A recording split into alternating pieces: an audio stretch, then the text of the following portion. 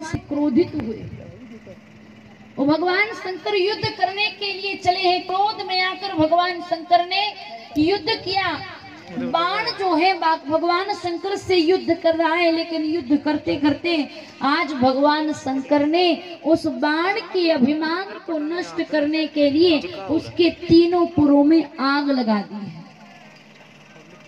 भगवान शंकर के क्रोध से तीनों पुर जल गए।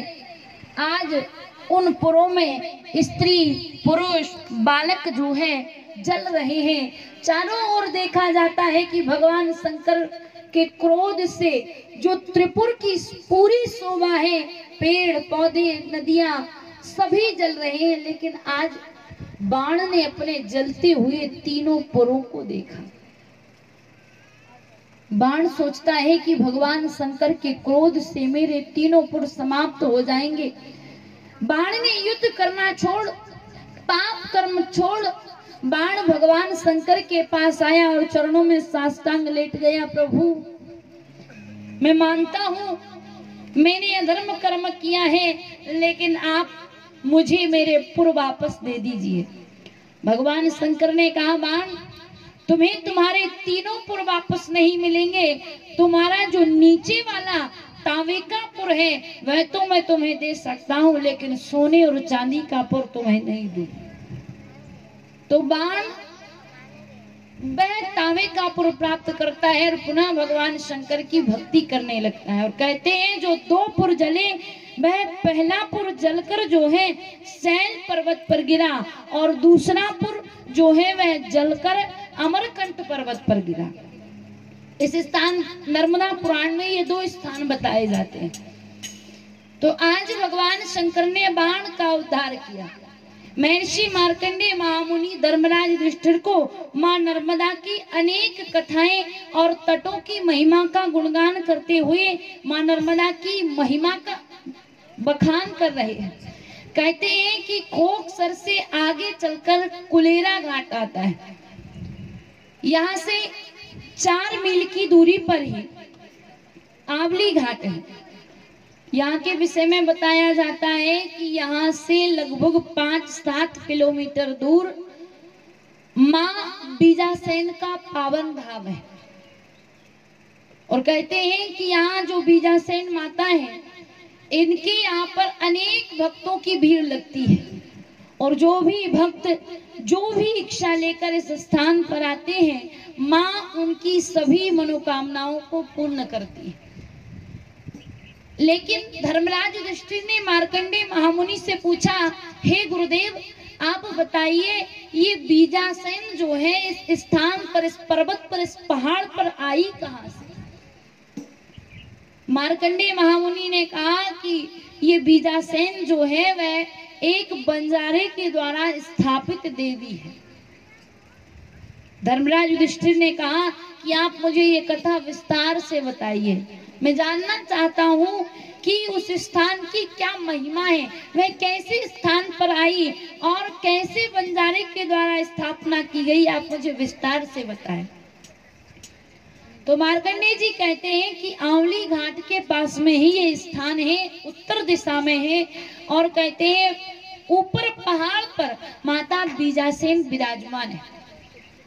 यहाँ पर दोनों नवरात्रियों के समय में भक्तों का मेला लगता है। कई भक्त तो ऐसे हैं जो दूर दूर से पैदल यात्रा कर माता के दर्शन के लिए जाते हैं। लेकिन कहते हैं बीजासेन देवी जो है वह बंजारे के द्वारा स्थापित है और साल की जो पहली पूजा होती है वह भी बंजारे के द्वारा ही की जाती है। तो धर्मराज युधिष्ठिर ने जब कहा कि मैं विस्तार से सुनना चाहता हूँ, आप विस्तार से बताइए, तो मार्कंडेय जी बतलाते हैं कि एक बंजारा है, तो अपने मित्रों के साथ वह अपनी भेड़ बकरियों को पहाड़ की तलहटी में घास खिलाता घुमाता फिराता रहता। लेकिन एक दिन उस बंजारे के मन में भाव आया, उसने अपने साथियों से कहा, देखो भैया, हम कई दिनों से यहाँ भेड़ों को घास खिला रहे हैं, घुमा फिरा रहे हैं, चलो कोई दूसरे स्थान पर चलते हैं। और बंजारियों ने कहा, भैया चलेंगे भी कहाँ, यही पहाड़ है बस। और कोई स्थान तो है नहीं जहां हम इन भेड़ बकरियों को लेकर जाएं। लेकिन बंजारे ने कहा कि पहाड़ की तलहटी में कब तक इनको घुमाएंगे फिराएंगे, चलो पहाड़ के ऊपर ही चलते हैं। बंजारे ने कहा अरे पहाड़ के ऊपर जाएंगे, फिर दोपहर के समय भोजन करने फिर नीचे आना पड़ेगा, फिर बकरियों को भेड़ों को लेने ऊपर जाना पड़ेगा, परेशान हो जाएंगे, हम तो नहीं जाएंगे। बंजारा कहता है नहीं नहीं चलो चलते हैं। और लोगों ने मना कर दिया, लेकिन बंजारे के मन में ऐसी प्रेरणा हुई कि बंजारा जो है वह कहता है कि आप लोग नहीं जाना चाहते तो मत जाओ, मैं तो जा रहा हूं। बंजारा अकेला अपनी भेड़ बकरियों को लेकर और उस पहाड़ के ऊपर चला गया। पहाड़ पर भेड़ बकरियां घूम रही हैं।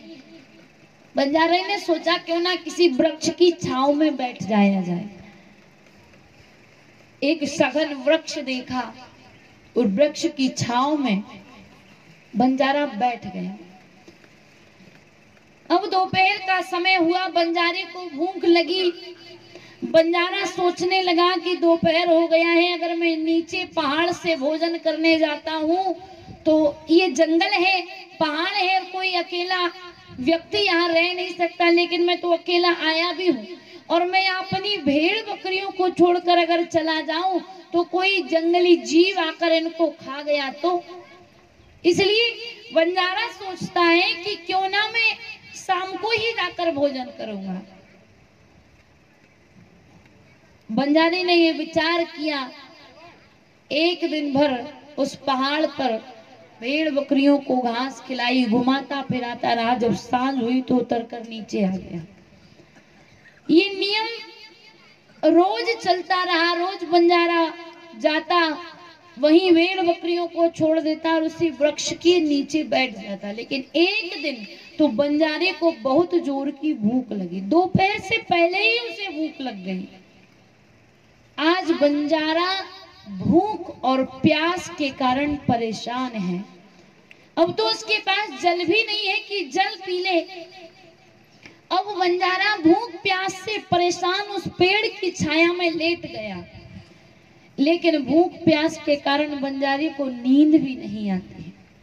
बंजारा फिर उठकर बैठ जाता, फिर जब भूख और तेज लगने लगती फिर लेट जाता। आज बंजारा भूख प्यास से मूर्छित हो गया।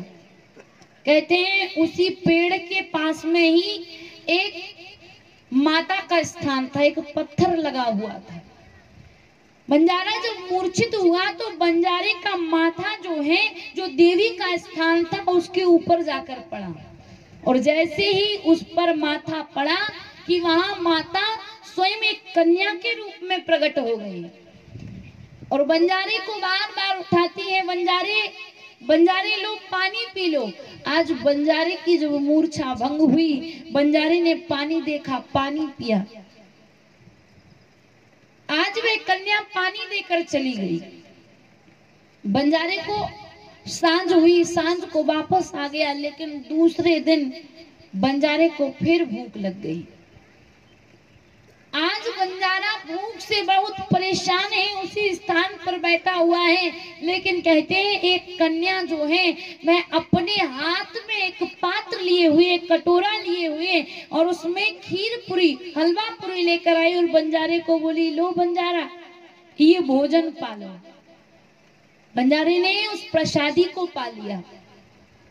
अब तो बंजारे का रोज का नियम बन गया, ना बंजारा जल लेकर आता ना भोजन लेकर आता। जैसे ही भूख लगती कि स्वयं वह कन्या जो है भोजन लेकर सामने आ जाती है। लेकिन आज बंजारे के मन में विचार आया कि कई दिनों से वह छोटी सी कन्या मुझे भोजन देकर जा रही है, लेकिन मैं ये तक नहीं पूछा कि तो वह है कौन, वह आती कहां से, उसका घर कहाँ है, वो इस पर्वत पर क्यों आती है अकेली। लेकिन बंजारा सोचने लगा जो भी हो आज पूछ कर रहूंगा। तो आज फिर दोपहर का समय हुआ, बंजारे को भूख लगी। वही छोटी सी कन्या भोजन लेकर आई और बंजारे को आवाज लगाई, लो बंजारा प्रसाद पालो। बंजारे ने प्रसाद लिया और उस कन्या से बोले, हे बेटी, हे पुत्री, तुम हो कौन? तुम यहाँ पहाड़ पर आती कहाँ से हो? तुम्हारा घर कहाँ है? तुम रहती कहाँ हो? तो वह छोटी सी कन्या बोल पड़ी कि बस यही पास में ही मेरा घर है। बंजारे ने सोचा होगा इसका घर। इतनी बात पूछकर और उस कन्या को जाने दिया। अब बंजारा सोचता है कि वह कह रही थी कि यहीं पास में ही घर है, तो देखता हूँ होगा घर। बंजारे ने देखा भी, लेकिन दूर दूर तक कोई घर नजर नहीं आया। तो बंजारा सोचता है दूसरे दिन कहूंगा कि बताओ वास्तव में तुम आती कहाँ से हो। तो आज जब दूसरे दिन दोपहर का समय हुआ, माता फिर कन्या के रूप में भोजन लेकर आई। बंजारे को भोजन दिया। बंजारे, भोजन पालो। बंजारे ने प्रसाद का पात्र हाथ में लिया और बोल पड़े कि हे पुत्री, तुम आती कहाँ से हो? तुम सच्ची सच्ची बताओ। तो वह कन्या कहती है कि मैं तो यहीं रहती हूँ। बंजारे ने कहा, यहीं कहाँ? तुम्हारा घर कहाँ है? तो फिर उस कन्या ने कहा कि यहीं पास में। बंजारे ने कहा, पास में कहीं घर नहीं है, मैंने दूर दूर तक घूम के देख लिया है। तुम वास्तव में हो कौन, ये बताओ।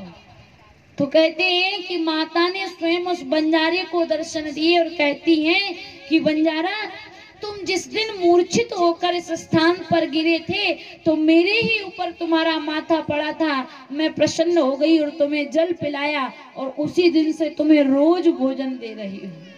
तो कहते हैं उस बंजारे ने माता का परिचय पूछा। माता से कहा कि हे कन्या, तुम हो कौन? तो माता भी अपना परिचय देती है।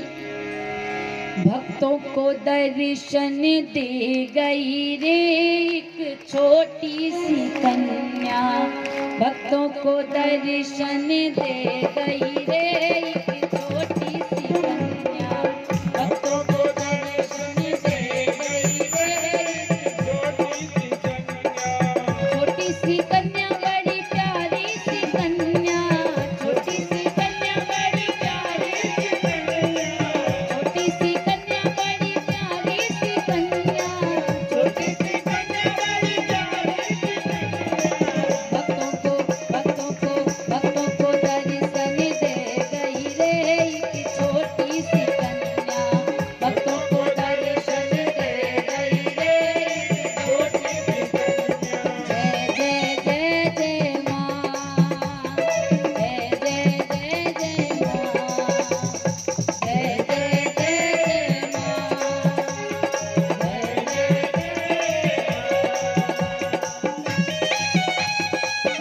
जय हो।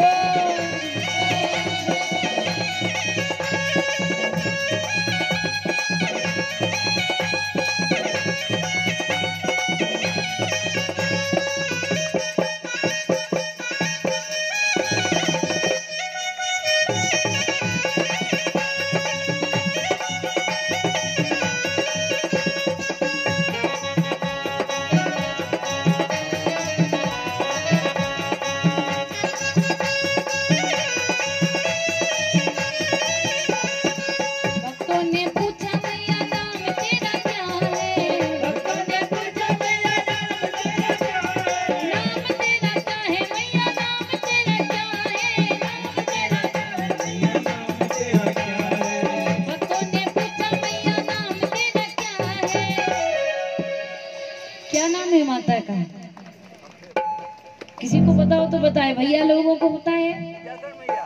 वैष्णो मैया।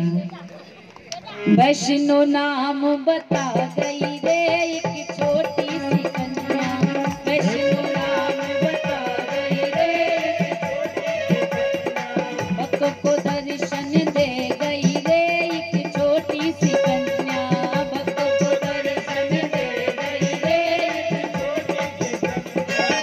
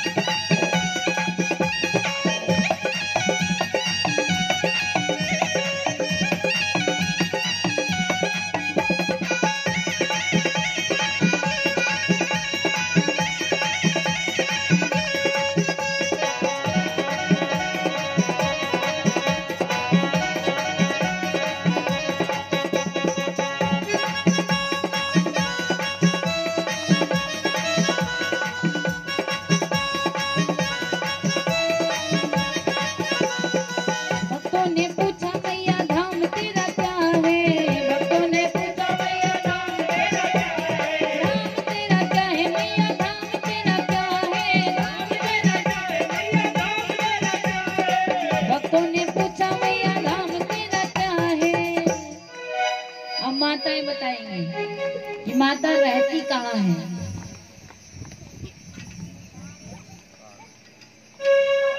किसी को पता है?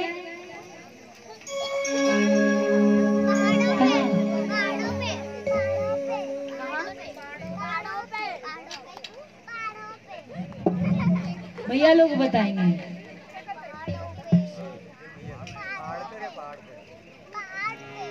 सलकनपुर धाम बता गई रे एक छोटी सी कन्या, सलकनपुर धाम बता गई रे छोटी सी कन्या, बड़ी प्यारी सी कन्या, छोटी सी कन्या बड़ी छोटी सी कन्या बड़ी प्यारी सी कन्या, छोटी सी कन्या बड़ी भक्तों को दर्शन दे गई रे एक छोटी सी कन्या, भक्तों को दर्शन दे गई रे एक छोटी सी कन्या।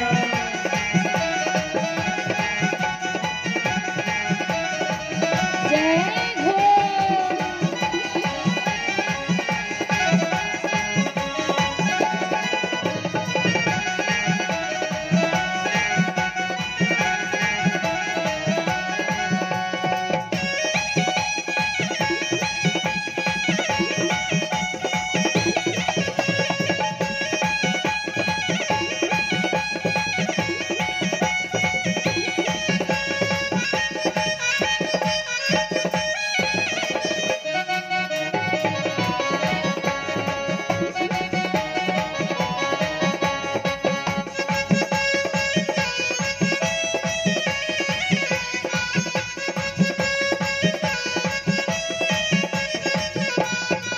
भक्तों ने पूछा मैं श्रृंगार तेरा क्या है, भक्तों ने पूछा मैं श्रृंगार तेरा क्या है, श्रृंगार तेरा क्या है, श्रृंगार तेरा क्या है, श्रृंगार तेरा क्या है, भक्तों ने पूछा मैं श्रृंगार तेरा क्या है।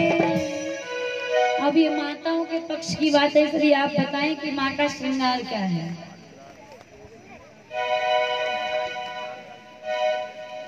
लाल चुनरिया बता गई रे एक छोटी सी कन्या, लाल चुनरिया बता गई रे एक छोटी सी कन्या, भक्तों को दर्शन दे गई रे एक छोटी सी कन्या, भक्तों को दर्शन दे गई रे एक छोटी सी कन्या, छोटी सी कन्या बड़ी प्यारी सी कन्या, छोटी सी कन्या बड़ी प्यारी सी कन्या, छोटी सी कन्या बड़ी भोली सी कन्या, छोटी सी कन्या बड़ी भोली सी कन्या, भक्तों को दर्शन दे गई रे एक छोटी सी कन्या, भक्तों को दर्शन दे गई रे एक छोटी सी कन्या।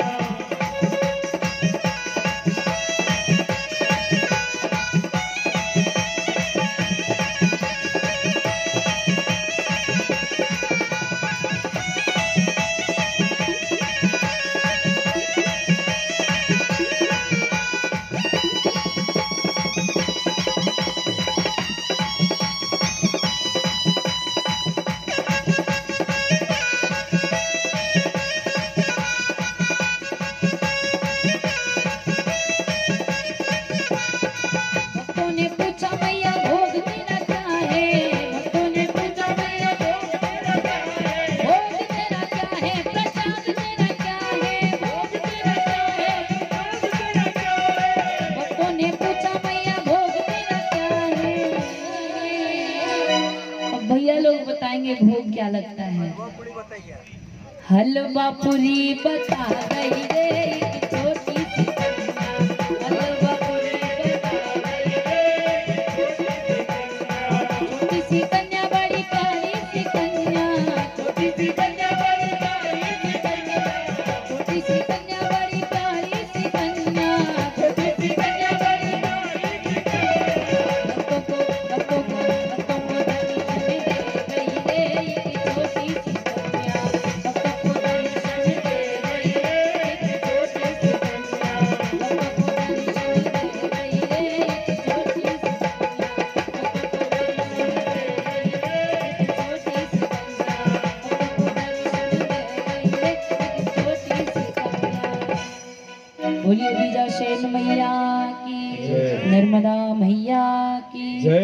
शंकर भगवान की जय।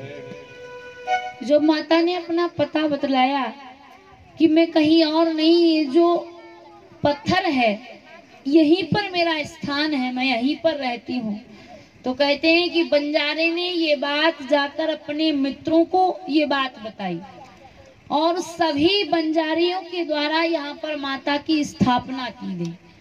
और कहते हैं कि जो भी भक्त जो इच्छा लेकर माता के दरबार में जाता है, माता बीजासेन जो है उनके सभी मनोरथों को पूर्ण करती हैं।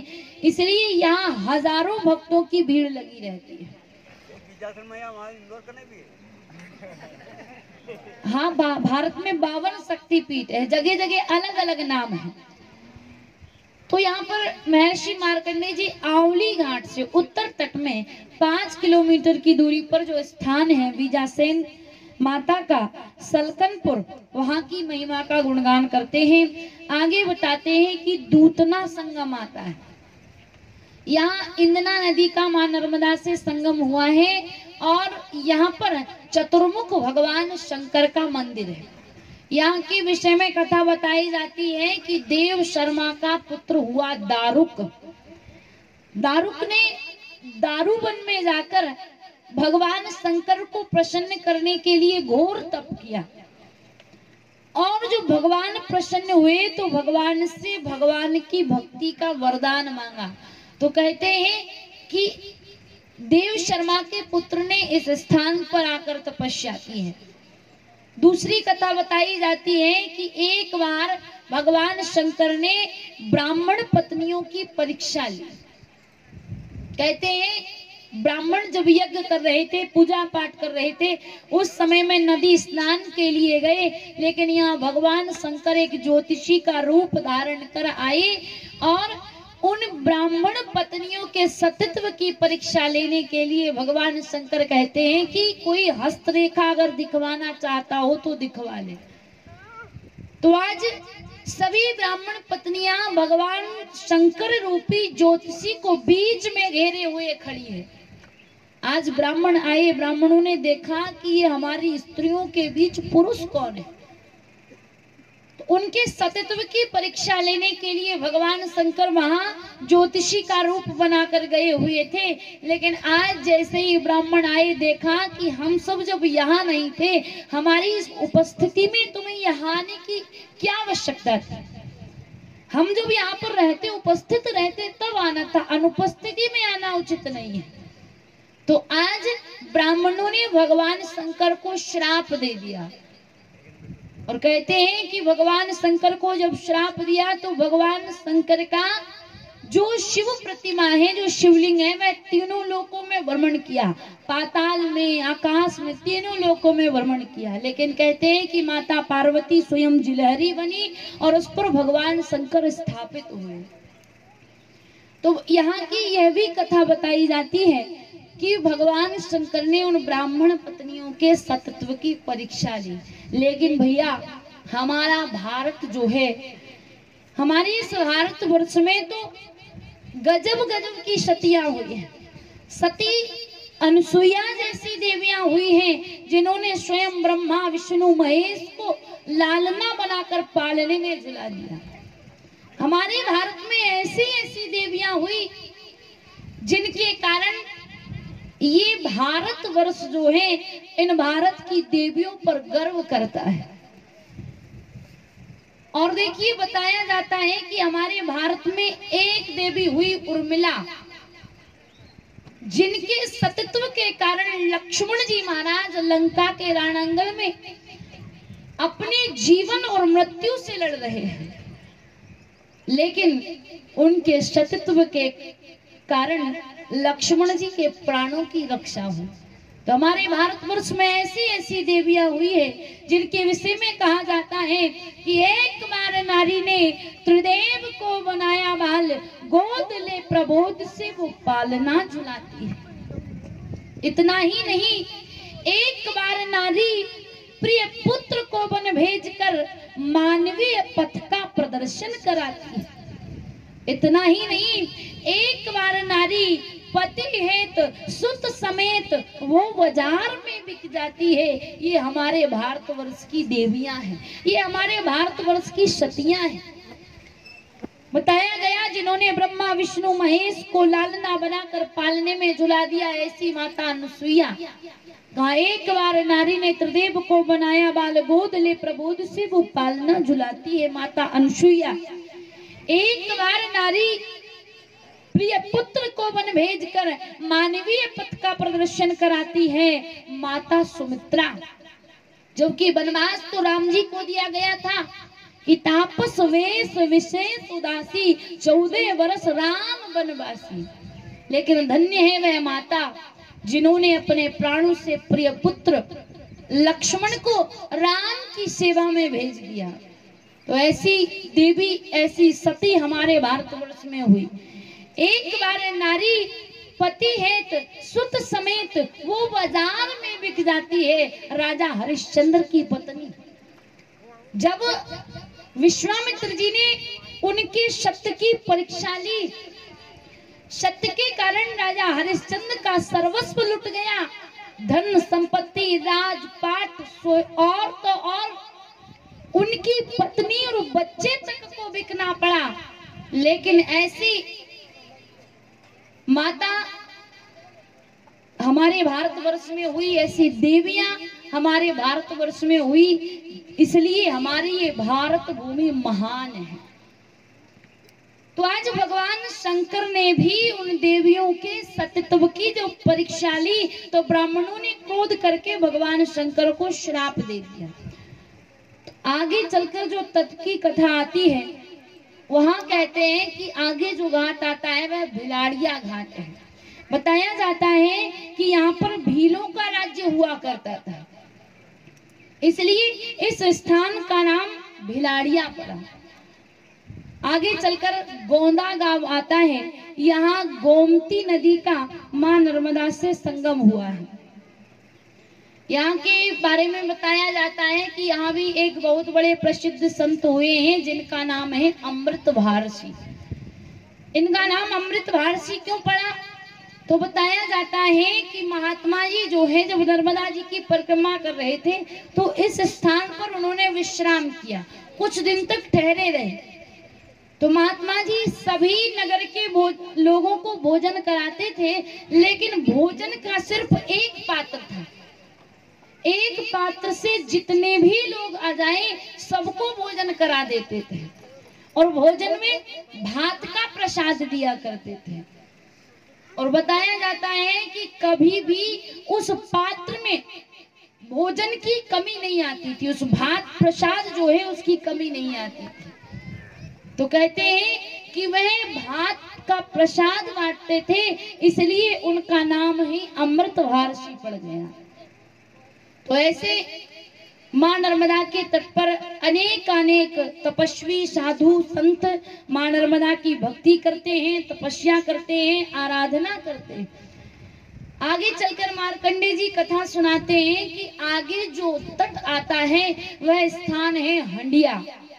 एक और हंडिया, दूसरी ओर निमावर, एक और रिद्धनाथ, एक और सिद्धनाथ। बताया जाता है कि हंडिया जो है वह मां नर्मदा का नाभि क्षेत्र है। कहते हैं कि पूर्व काल में इसका नाम नाभि पट्टन था, लेकिन वर्तमान में इसका नाम हंडिया निमावर हो गया है। यहाँ के विषय में कथा बताई जाती है कि यहाँ महाराज कुबेर ने तप किया था। महाराज कुबेर ने घोर तप किया, तप के प्रभाव से भगवान शंकर प्रसन्न हुए और महाराज कुबेर से कहा, हे यक्षराज वरदान मांगो, क्या मांगना चाहते हो? धन के राजा कुबेर भगवान शंकर से हाथ जोड़कर बोले, प्रभु वैसे तो मेरे पास सब कुछ है, लेकिन अगर आप मेरी भक्ति से प्रसन्न हो तो आप मुझे कुछ वरदान दीजिए। तो भगवान शंकर बोले कि मांगो, क्या मांगना चाहते हो?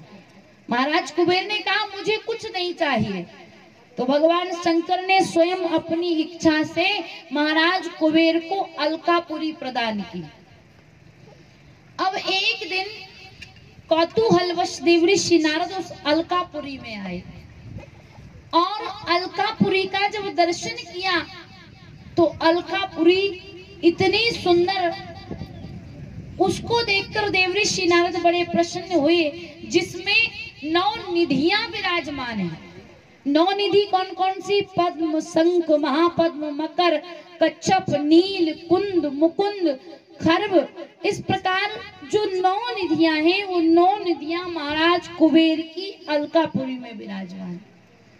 आज देवऋषि नारद ने उस पूरी अलकापुरी का भ्रमण किया, उसके वैभव को देखा, और वैभव को देखकर देवऋषि नारद रावण के पास पहुंच गए।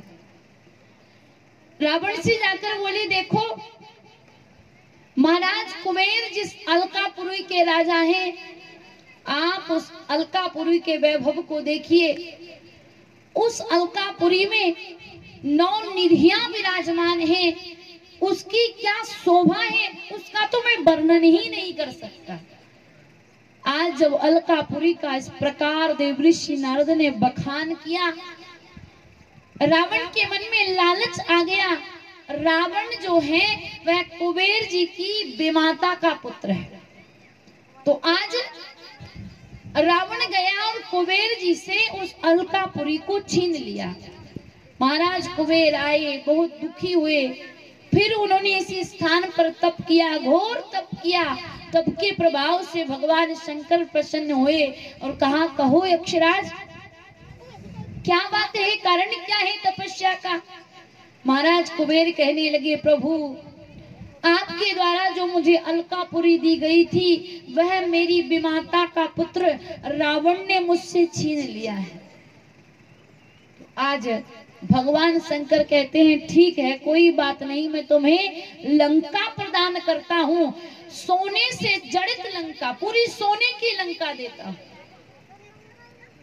आज भगवान शंकर ने सोने की लंका प्रदान की, और सोने की लंका में भी देवऋषि नारद भ्रमण करने आ गए। कुबेर जी सोचने लगे, फिर गड़बड़ हो गई। और देवऋषि नारद संत हैं, उनसे ये तो कह नहीं सकते कि तुम हमारे नगर में मत आओ या तुम हमारी लंका में प्रवेश मत करो। देवऋषि नारद आ गए, उसका वैभव देखा, उसका सौंदर्य देखा, पूरी लंका का भ्रमण किया। आज देवऋषि नारद फिर रावण के पास पहुंच गए।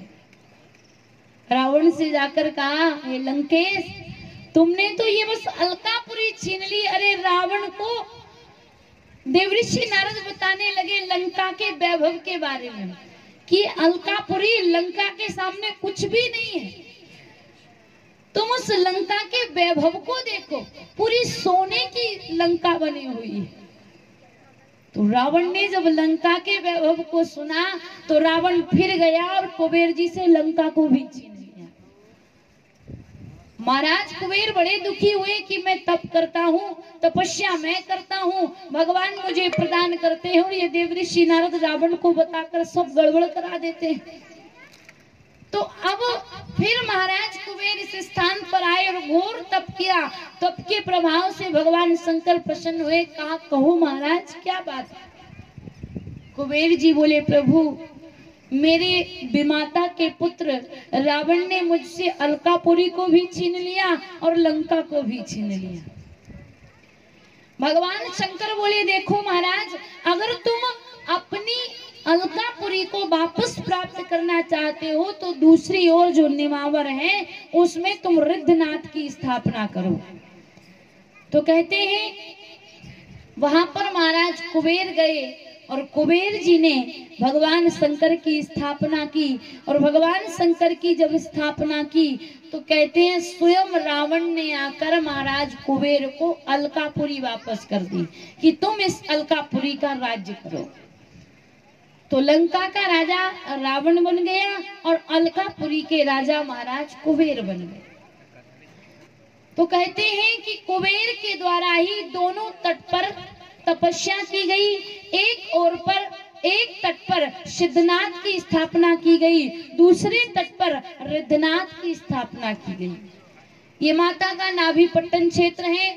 यहाँ कुबेर जी की तपस्थली बताई जाती है और बताया जाता है कि रिद्धनाथ जो है वहां के तट की कथा बताई जाती है। एक ग्वाला था, वो ग्वाला जो है पढ़ा लिखा नहीं था, रोज गैया चराता था। जितने भी लोगों की गायें होती थी सबको वह नर्मदा जी के तट पर भ्रमण कराता, यहाँ वहां थोड़ी बहुत घास खिलाता और शाम को ले जाकर अपने अपने घर छोड़ देता और सभी से गायों की चरवाई लेता, उसी से उसकी जीवन यापन चल रहा था। अब एक दिन ग्वाला देखता है कि एक काले रंग की गाय जो है वह आती है, उसकी गायों के साथ पानी पीती है, रहती है, घास खाती है और जब घर जाने का समय होता है तो आराम से अलग हो जाती है। ग्वाला देखता रहा, सोचता होगा आ गई होगी किसी की। एक दिन हुआ, 2 दिन हुआ, 4 दिन, 8 दिन, महीने। अब तो ग्वाला सोचने लगा कि हो सकता है कि आसपास कोई इसका मालिक रहता होगा, वो उसे मेरी गायों में छोड़ देता है और वो आराम से बैठा रहता होगा या घर चला जाता होगा। और ये गाय भी ऐसी है कि शाम के समय खुद ही घर पहुंच जाती होगी। तो ग्वाला सोचता है कि बहुत दिनों से इस गाय को देख रहा हूँ, ये मेरी गायों के साथ रहती है, मैं इसकी देखरेख करता हूँ, घास खिलाता हूँ, अपनी गायों के साथ पानी पिलाता हूँ, तो अब इसका मालिक जो भी होगा मैं उससे इसकी चरवाई लूंगा। लेकिन ग्वाला सोचता है कि मैं तो जानता ही नहीं हूं कि इसका मालिक है कौन। ग्वाला सोचता है कि क्यों ना इसी गौ माता के पीछे चला जाए, जहां ये जाएगी वही इसका मालिक होगा। तो आज ग्वाला दिन भर जो है गायों को चराता रहा, यहाँ वहां सब जगह घूमता रहा, लेकिन उसकी नजर उसी गाय पे है। जब शाम हुई, सब गायों को लेकर चला तो वह गाय अलग हो गई। और जैसे ही अलग हुई कि ग्वाला ने अपनी गायों को तो छोड़ा और वो इस एक गौ माता के पीछे चलने लगा। अब वो गौ माता भी देखती है कि आज तो ग्वाला तो पीछे पीछे आ रहा है। थोड़ी चलती, फिर पलट कर देखती कि अभी भी आ रहा है। बहुत दूर तक चलती गई, लेकिन बार बार मुड़ मुड़ कर देखती जाती कि ग्वाला अभी पीछे आ ही रहा। और ग्वाला गौ माता से कहता है कि अच्छा, तू भी अपने मालिक को बचवाना चाहती है, तू चाहती है कि मैं उससे कुछ ना लूं। अरे कई महीनों से तेरी देखरेख कर रहा हूँ, तुझे घास खिलाता हूँ, पानी पिलाता हूँ, अपनी गायों के साथ रखता हूँ, कुछ भी हो आज तेरे मालिक से चरवाई तो लाऊंगा ही। गौ माता फिर आगे बढ़ने लगती है और दूर चलती रही, फिर पलट कर देखती है, रुक जाती है। ग्वाला कहता कि आज तू जितनी भी देर में घर पहुंचे मैं तेरे घर से अपनी चरवाई लाकर ही रहूंगा। अब तो उस गौ माता का कोई घर हो या मालिक हो तो वह कहीं जाए, वो तो बस चलती जाती है, नर्मदा के तटे तट चली जा रही है। लेकिन ग्वाला भी बार बार यही कहता कि आज तू जहां भी जाएगी मैं तेरे पीछे पीछे ही चलूंगा। लेकिन कहते हैं कि जब गौ माता आगे चलती जा रही थी तो एक वृक्ष के नीचे स्वयं भगवान शंकर जो है एक साधु का वेश धारण कर और नेत्रों को बंद करके बैठे हुए हैं। अब गौ माता थोड़ी और चली, चलते गई और वो बाबा जी भगवान शंकर जहां बैठे हुए थे वहां जाकर रुक गई। ग्वाला कहता है अच्छा, ये बाबा जी तेरे मालिक हैं। ग्वाला ने बाबा जी को आवाज लगाई, ओ बाबा जी ये तुम्हारी गैया आ गई है।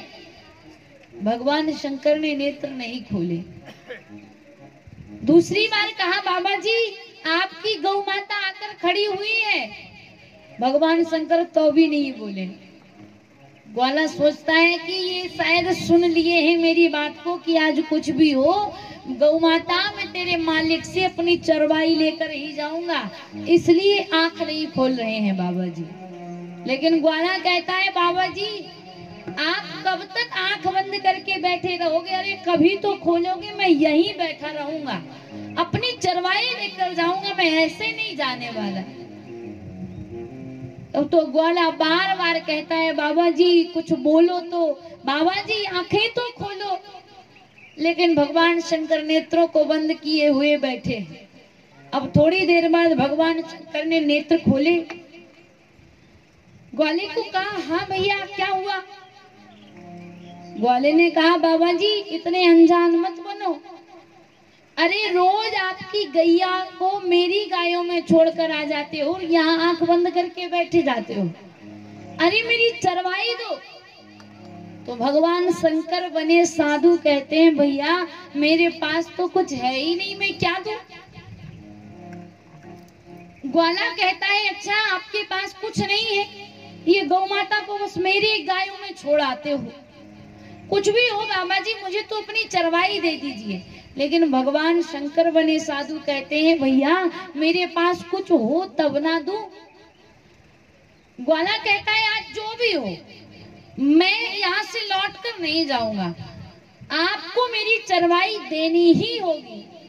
भगवान शंकर कहते हैं, पर मैं दूं क्या, मेरे पास कुछ नहीं। तो ग्वाले ने कह दिया, आप जो भी दें पर मैं यहाँ से खाली हाथ नहीं जाऊंगा। तो बाबा जी बोले, अच्छा ऐसी बात है तो ठीक है, अपना जो रुमाल है उसे आगे फैलाओ।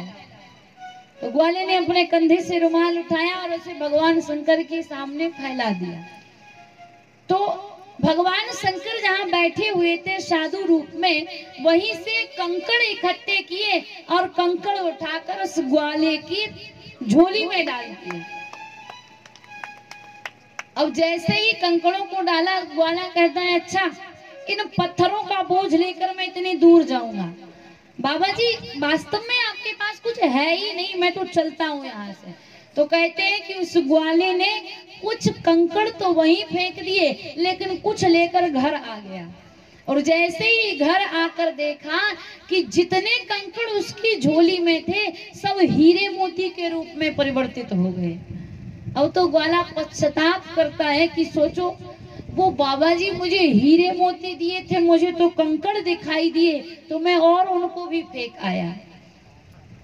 तो ऐसे भगवान शंकर सिद्धनाथ का पावन तट ये हंडिया निमामर, जहाँ महाराज कुबेर के द्वारा उनकी स्थापना की गई है, तो भगवान यहाँ रिद्धनाथ और सिद्धनाथ के रूप में विराजमान है। और आगे की कथा मार्कंडेय जी धर्मराज युधिष्ठिर को बताते हैं कि यहाँ से आगे चलकर अजनाथ संगम आता है। यहाँ से बीहड़ जंगल प्रारंभ हो जाता है, सघन वृक्ष हैं, और कहते हैं कि यहीं से थोड़े आगे चलकर शूलपाणेश्वर की झाड़ियां भी प्रारंभ हो जाती है। आगे चलकर पुण्य घाट है। यहाँ की कथा बताई जाती है कि यहाँ गौतम ऋषि ने तप किया था। मार्कंडेय जी ने पूछा, गुरुदेव गौतम ऋषि ने तप क्यों किया, कारण क्या था? तो धर्मराज युधिष्ठिर को मार्कंडेय जी बताते हैं कि एक बार जब सारी पृथ्वी में अकाल पड़ा, तो महात्मा गौतम जी जो हैं, जितने भी ऋषि मुनि संत आते सबका पालन करते हैं, क्योंकि सारी पृथ्वी में अकाल पड़ गया था, दुर्भिक्ष पड़ गया, लोग भूखों से मरने लगे थे। लेकिन महात्मा गौतम को दया आ गई और गौतम जी ने दया कर सभी ऋषियों को अपने आश्रम में आश्रय दिया। और गौतम ऋषि की तपस्या का प्रभाव था कि वो रात को धान्य बोते थे और सुबह होते होते तक वह धान्य बड़ी भी हो जाए, पक भी जाती थी, और उसी को तोड़कर और महात्मा गौतम जो है भोजन बनाते और सभी ऋषियों को भोजन कराते। कई महीनों तक उनकी जीविका को गौतम ऋषि ने चलाया। लेकिन जब ये पृथ्वी हरी भरी हो गई, चारों ओर अन्न धन परिपूर्ण हो गया, तब सभी ऋषि संत जो है अपने अपने आश्रम को जाने लगे। लेकिन गौतम ऋषि के तप को देखकर आज ऋषियों के मन में गौतम ऋषि की परीक्षा लेने की बात जागृत हुई, क्योंकि वह कई महीनों से ये दृश्य देख रहे थे कि गौतम ऋषि रात को धान्य बोते हैं और सुबह होते होते तक पक जाता है, और सुबह होकर वह पकने के बाद उसे काट कर भोजन भी बनाकर खिला भी देते हैं। तो आज उनकी परीक्षा लेनी चाहिए। ऋषियों ने अपने तपोबल से माया की एक गौ बनाई और उस गौ को गौतम ऋषि के आश्रम में ही गिर गई। वह गौ माता, उसकी मृत्यु हो गई। कहते हैं गिरी और उसके प्राण निकल गए।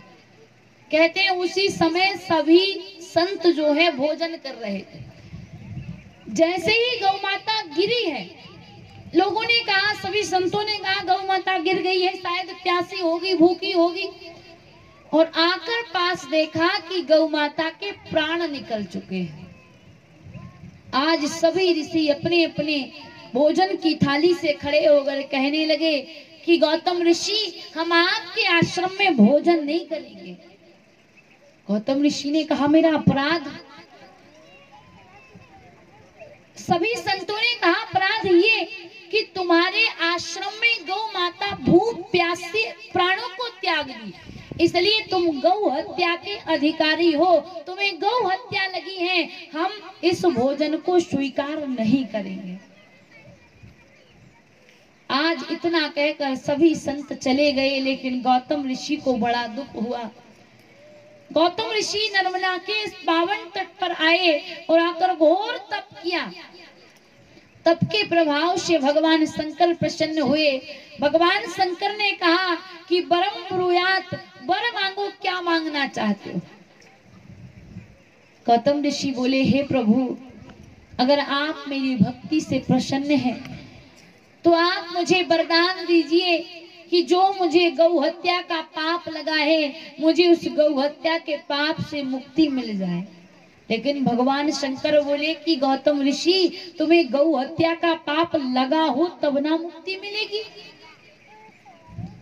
गौतम ऋषि ने कहा, मतलब? भगवान शंकर बोले, मतलब ये कि वो वास्तविक गौ थी ही नहीं, वो तो माया की गौ थी।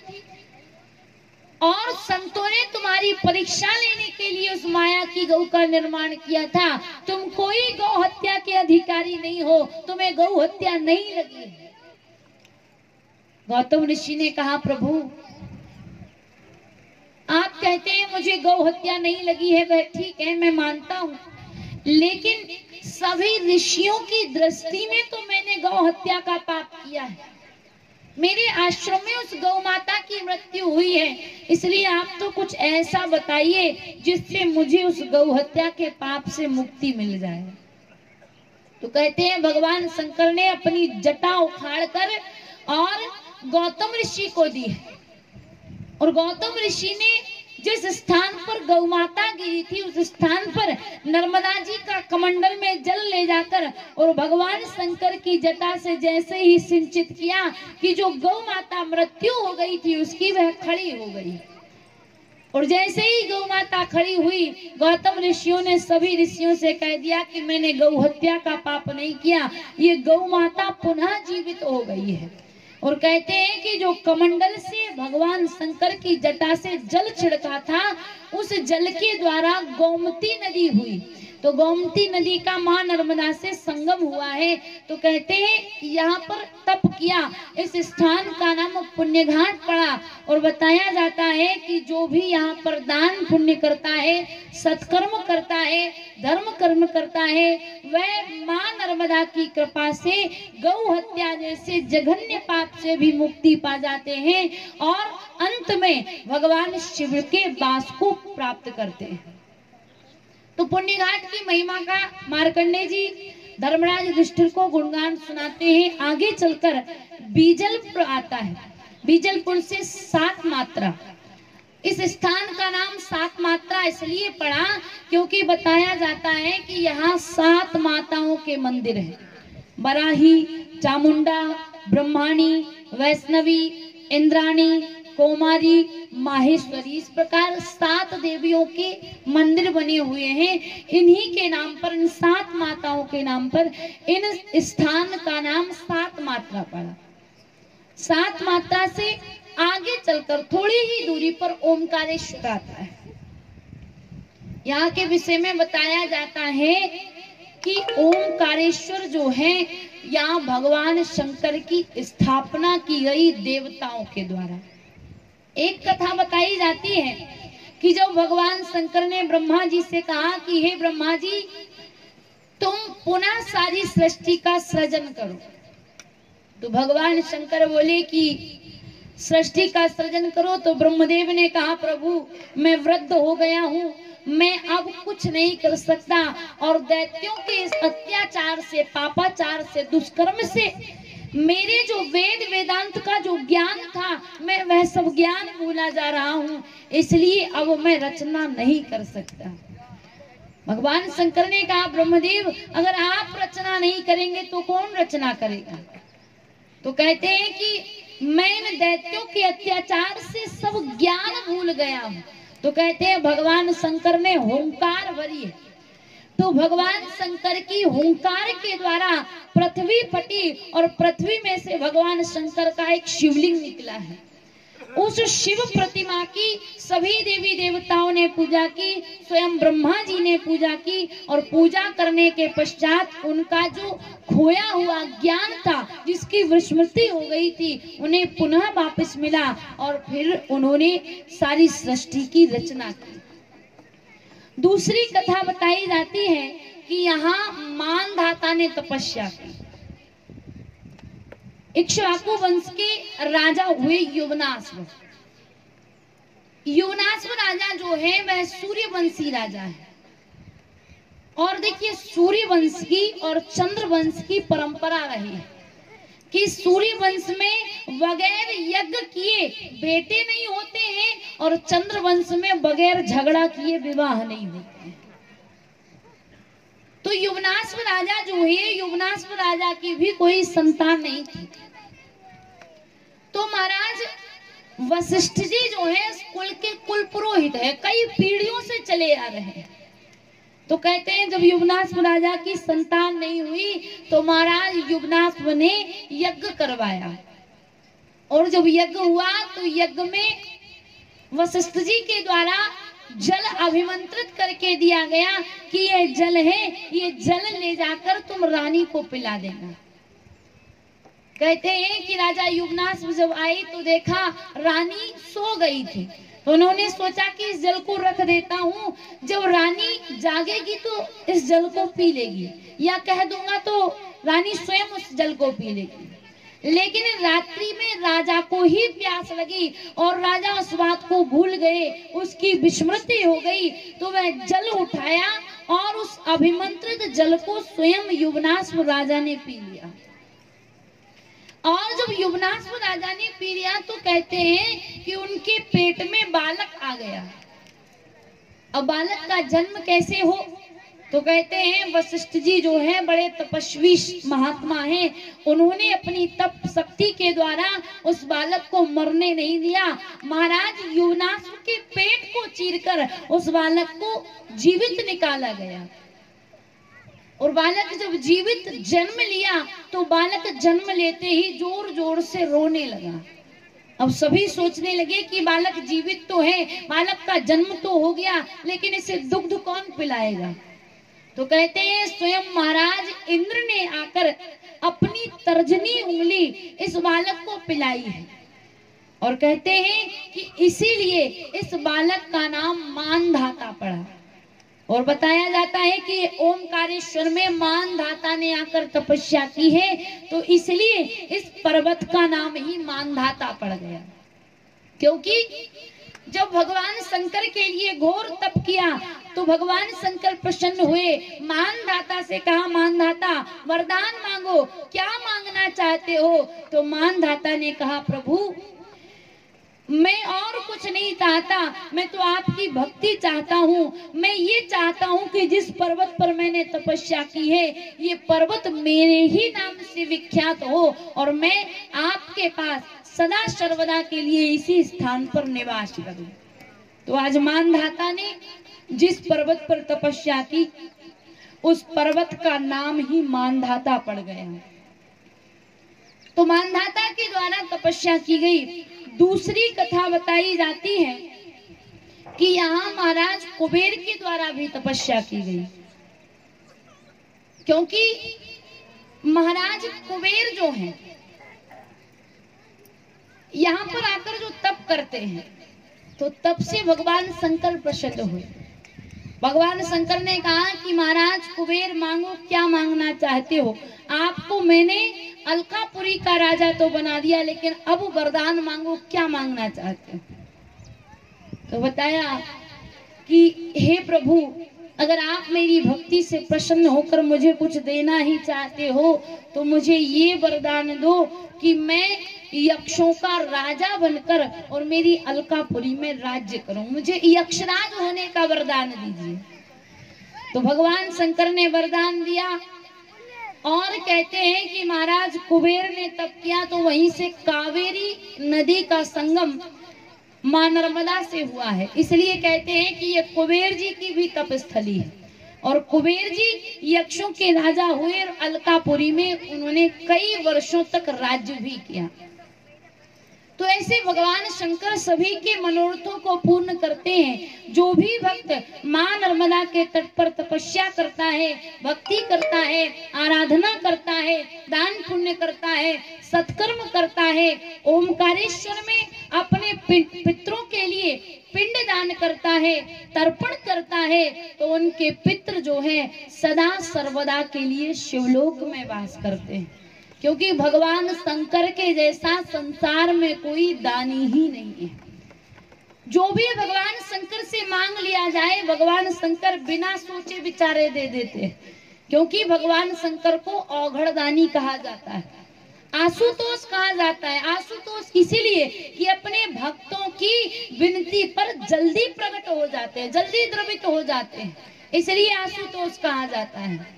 और भगवान शंकर के भक्त गाते भी हैं, और नहीं रे कोई और नहीं, और नहीं रे कोई और नहीं, भोलेनाथ से निराला कोई और नहीं, भोलेनाथ से निराला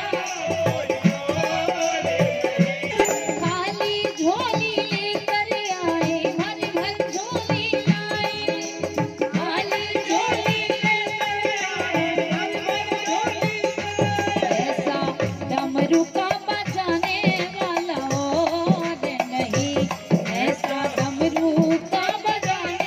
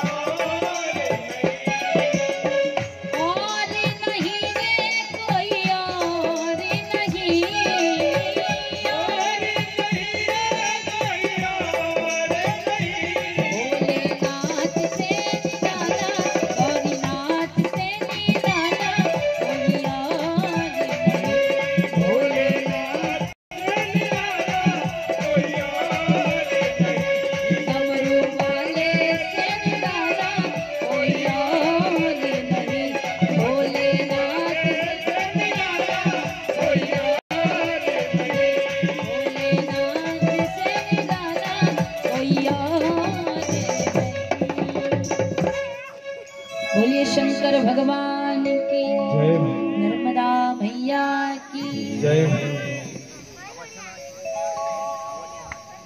ओमकारेश्वर, यहाँ देवताओं के द्वारा भी भगवान शंकर की आराधना की गई और सभी देवताओं के द्वारा स्थापित भगवान ओमकारेश्वर में शिव के रूप में विराजमान, एक और ओमकारेश्वर, एक और ममलेश्वर। आगे महर्षि मार्कंडेय महामुनि धर्मराज युधिष्ठिर को कथा सुनाते हैं कि नर्मदा जी जो है अनेक तटों से होती हुई और समस्त संसार के कल्याण के लिए पृथ्वी लोक में प्रवाहित हो रही थी। ये पावन तट ओमकारेश्वर या कुबेर जी की तपस्थली, मानधाता की तपस्थली, सभी देवताओं के द्वारा तपस्या की गई। तो सभी देवताओं ने ही भगवान की स्थापना की। ब्रह्मा जी का खोया हुआ ज्ञान वापस मिला तो भगवान ब्रह्मदेव के द्वारा भी सेवित यहाँ भगवान शिव विराजमान। इस प्रकार अनेक ओमकारेश्वर की कथाएं हैं, यहाँ की अनेक कथाएं हैं और यहाँ पर दान पुण्य का विशेष महत्व है। आगे लुंकेश्वर तीर्थ की कथा सुनाते हैं कि मां नर्मदा का पावन तट है, इस तट का नाम है लुंकेश्वर। लुंकेश्वर नाम क्यों पड़ा? बताया जाता है कि यहाँ भगवान शंकर आकर छिपे थे। क्यों छिपे थे? मार्कंडेय जी ने जब धर्मराज युधिष्ठिर से कहा तो मार्कंडेय जी ने प्रश्न किया कि भगवान शंकर जो त्रिलोकीनाथ हैं, त्रिकालदर्शी, उन्हें छिपने की क्या आवश्यकता? लेकिन आप कहते हैं कि नर्मदा के तट पर आकर भगवान शिव छिपे, इसलिए इस स्थान का नाम लुंकेश्वर। तो आप ये कथा मुझे विस्तार से बताइए।